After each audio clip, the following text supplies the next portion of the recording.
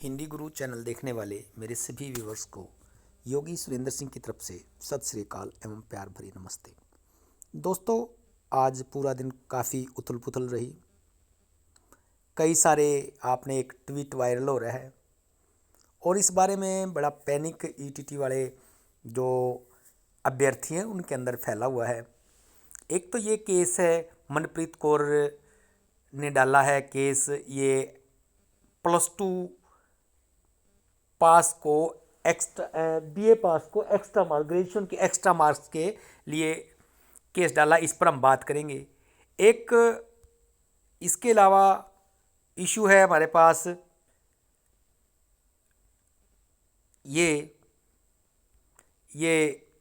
असलम चौपदार का, जिसमें उन्होंने ट्वीट करके बताया है कि एनसीटी ने सुप्रीम कोर्ट के लिए फ़ाइल भेज दी है। इस बारे में बात करेंगे कि कितनी सही है कितनी गलत है। और इन्होंने ये भी कहा है कि इस संदर्भ में एनसीटी के एडवोकेट और हमारे एडवोकेट के बीच चर्चा हो चुकी है।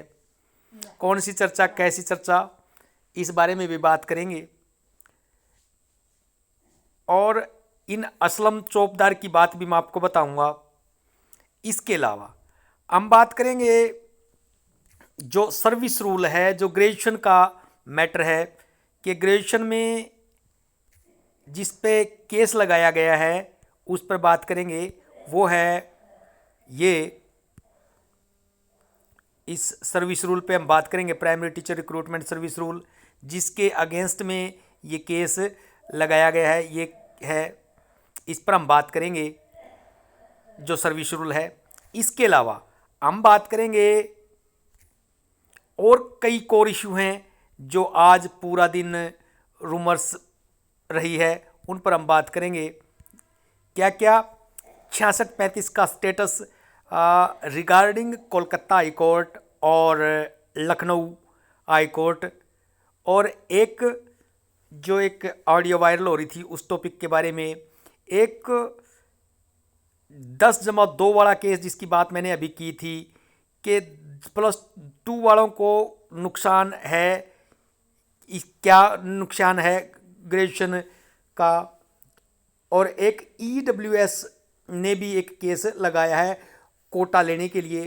तो इन सब इश्यूज पर हम बात करेंगे, एक एक करके हम बात करते हैं। सबसे पहले हम बात करते हैं आपके साथ इस जो कलकत्ता और लखनऊ का जो ऑर्डर है, लखनऊ हाई कोर्ट का जो ऑर्डर है, उस ऑर्डर में कल मैंने आपको बताया था दोस्तों कि कलकत्ता हाई कोर्ट का जो ऑर्डर है वो ऑर्डर एडवर्टाइजमेंट बेस्ड है, और वो सुप्रीम कोर्ट का एक यूपी का ऑर्डर था श्री राम मौर्य का, उस ऑर्डर के कंसीडर करके लगाया। उस ऑर्डर में उन्होंने, सुप्रीम कोर्ट ने क्या कहा था कि एडवर्टाइजमेंट से उसको अलग नहीं हो सकता कोई भी। एडवर्टाइजमेंट में जो कह दिया, सर्विस रूल के अनुसार जो एडवर्टाइजमेंट दे दी, आप उस एडवर्टाइजमेंट से अलग नहीं जा सकते। इसी ग्राउंड को कलकत्ता हाई कोर्ट ने एक्सेप्ट किया है, क्योंकि जो कलकत्ता में ईटीटी या जेबीटी की जो वैकेंसीज निकली थी 16,500, कल मैंने अपनी पहली वीडियो में वो पूरी डिटेल एडवर्टाइजमेंट आपको दिखाई थी। उसमें बाकायदा मेंशन है कि एनसीटी के रूल के अकॉर्डिंग ये एडवर्टाइजमेंट होगी। जो एजुकेशन क्वालिफिकेशन है वो एनसीटी के रूल के अकॉर्डिंग होगी। ये था कोलकाता का। उसी तरह सेम यूपी का था, जिसमें एनसीटी के रूल के अकॉर्डिंग एडवर्टाइजमेंट की गई थी, लेकिन बाद में एक कोरिजेंडम डाला था प्रोसेस के बीच में। जब एग्ज़ाम हो लिया था और मेरिट बनने लगी, तब पंजाब उत्तर प्रदेश एजुकेशन डिपार्टमेंट ने एक कोरिजेंडम डाला कि ईटीटी को प्रेफरेंस दी जाएगी और जो बीएड हैं उनको सेकंड वेटेज दी जाएगी यदि वैकेंसीज बचती हैं। तो इसके अगेंस्ट मामला जो है सुप्रीम कोर्ट तक पहुंचा था, जिसमें सुप्रीम कोर्ट ने कहा है कि जो एडवर्टाइजमेंट में एनसीटी का रूल के बारे में बात की गई है उसी के अकॉर्डिंग ये भर्ती पूरी होगी, यानी कि बीएड को इसमें शामिल किया जाएगा। और कोलकाता में भी यही बात हुई। और अब बात करते हैं कलकत्ता में राजस्थान हाईकोर्ट के ऑर्डर के बारे में। क्या कहा? कलकत्ता में राजस्थान हाईकोर्ट के ऑर्डर के बारे में ये कहा गया कि ये जो प्रोसेस है ये इस ऑर्डर के पहले से चला हुआ है, इसलिए इस ऑर्डर को कंसीडर करने का यहाँ कोई औचित्य नहीं बनता। नेक्स्ट रिक्रूटमेंट में यदि कोई बात ऐसी आएगी तो इस विषय पर विचार किया जा सकता है, इस ऑर्डर पर भी। ये बात थी एक। अब हम बात करते हैं मनप्रीत जी के इस कोर्ट केस के बारे में, ग्रेजुएशन वाले केस के बारे में। ग्रेजुएशन का जो केस है एक्स्ट्रा मार्क्स का, भले ही हमें लगता है कि ये गलत है, किसी के हमारे साथ अन्याय है, हम +2 वाले हैं, पर दोस्तों आपको पता होना चाहिए पंजाब में 2018 में ही ग्रेजुएशन कर दी गई थी क्वालिफिकेशन ईटीटी के लिए, लेकिन फिर इसको अमेंडमेंट करके और एक नोटिफिकेशन जारी कर दिया गया था। और वो नोटिफिकेशन जो है, मैं आपको उस नोटिफिकेशन के पास ले चलता हूँ। जो नोटिफिकेशन जारी किया गया था वो नोटिफिकेशन क्या कहता है आप देखिए, और फिर आप इस केस के औचित्य के बारे में विचार कीजिए। केस का क्या औचित्य है? ये वो नोटिफिकेशन है जिसके ग्राउंड पर ये एडवर्टाइजमेंट जारी की थी। आप इसको देख लें, Punjab government gazette extra ordinary notification है ये। कंटेंट इसका पार्ट 1 एक्ट है, ऑर्डिनेंस नहीं है ये उसका डेलीगेटेड लेजिस्लेशन में पास हुआ है ये ऑर्डिनेंस, और करेक्शन स्लिप है। क्या इसमें कहा गया ये रूल्स है जिसमें चेंज हुआ है, आप इसको पढ़िए। इसको छोड़ दें आप, क्योंकि इससे कोई ज़्यादा हमारा मैटर नहीं है। इसमें 2 बातें लिखी हुई हैं। एक, no person shall be appointed to the service by way of direct recruitment unless he qualifies the competitive test. एक कि कम्पिटेटिव टेस्ट के बारे में, जो कि हमारे यहाँ सेकंड पेपर जिसको हम बोलते हैं। दूसरा, the final selection of the candidate shall be on the basis of their merit in the said written examination, there shall be no viva, यानी कि इंटरव्यू नहीं होगा। इसके बाद हम आते हैं दूसरे पोर्शन पर। Provided that there were the government is of the opinion that it is necessary to expedient होता उपाय, necessary or expedient to do so for reasons to be recorded in writing, it may grant a special weightage in the form of some additional marks in the selection criteria in the direct recruitment of the service in respect of any higher qualification acquired by the prospective candidate। ये कहा गया है कि यदि सरकार उचित समझेगी किसी भी उपाय से तो हायर क्वालिफिकेशन के लिए मार्क्स दे दिए जाएंगे जहां वो नेसेसरी समझेगी। तो ये जो रिक्रूटमेंट एजेंसी है उसकी विवेक पर निर्भर करता है, और ये इसके अंदर मेंशन किया हुआ है सर्विस रूल के अंदर, इसलिए इसको चैलेंज करने का कोई औचित्य नहीं बनता। यदि किसी को चैलेंज करना था तो इस रिक्रूटमेंट से पहले इस सर्विस रूल को चैलेंज करना था।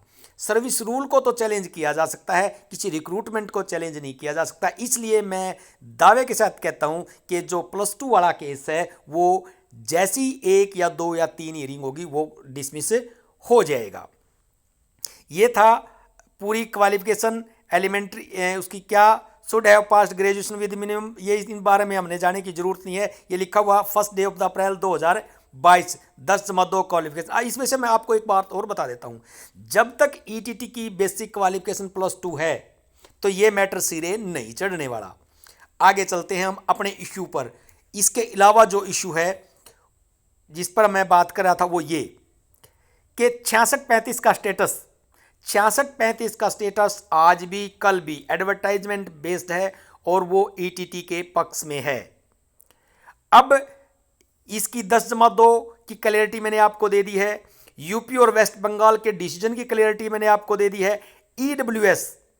ईडब्ल्यूएस के बारे में मैं आपको बता दूं, ईडब्ल्यूएस वालों ने जो केस लगाया है उनको भी सेम +2 वाला जो मैटर है, यदि उनको चैलेंज करना है तो अपनी पॉलिसी को चैलेंज करना चाहिए था, न कि इसमें एक्स्ट्रा वैकेंसी लेने के लिए, एक्स्ट्रा बेनिफिट लेने के लिए।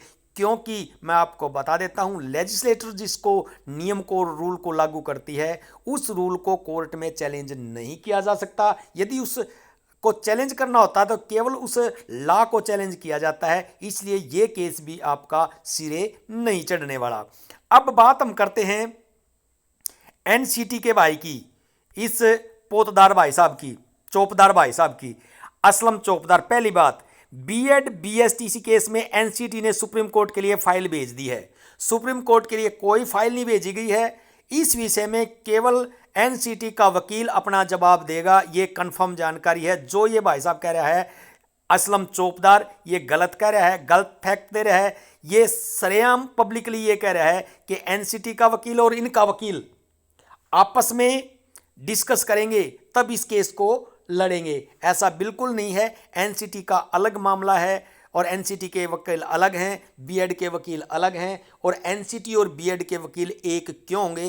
क्योंकि एनसीटी का ये कहना है कि वो ना तो बीएड के पक्ष में है ना वो ईटीटी के पक्ष में है, वो केवल अपने रूल के पक्ष में है और उस रूल के बारे में वो कोर्ट में अपना जवाब दायर करेगी। तो इसलिए ये जो हवा बनाया गया है इस एनसीटी का असलम चौपदार ने, ये बिल्कुल गलत है। इसके बारे में मैं आपको ये जानकारी दे दी है। तो यही थी वीडियो, बहुत लंबा हो गया, बातें और बहुत सारी थी। तो दोस्तों मैं फिर कह रहा हूं कि जो यदि 66-35 एडवर्टाइजमेंट के अनुसार ही सिरे चढ़ेगी, सर्विस रूल के अनुसार ही सिरे चढ़ेगी और इसमें एनसीटी रूल का कोई मायने नहीं है। मैं आपको फिर बता रहा हूं, क्योंकि पंजाब गवर्नमेंट ने अपने सर्विस रूल में अमेंडमेंट करके इस भर्ती को, इस एडवर्टाइजमेंट को जारी किया था और फिर इसमें कोरिजेंडम भी जारी किया था कि कोरिजेंडम में कहा था कि बीएड एलिजिबल नहीं है। तो दोस्तों ये थी बहुत सारी अपडेट्स, आप इनको सुने समझें और सारे अपने जितने साथी हैं बीएड वाले हों चाहे ईटीटी वाले, सबके साथ शेयर करें ताकि कोई पैनिक क्रिएट ना करे। ज़्यादा से ज़्यादा शेयर करें, लाइक करें, आपका मित्र। और यदि आपने अभी तक इसको सब्सक्राइब नहीं किया है तो मेरे चैनल को सब्सक्राइब भी कर लें। Thank you. ले भाई इतनी लंबी बोले 2 मिनट की, कह उठने का था नाम।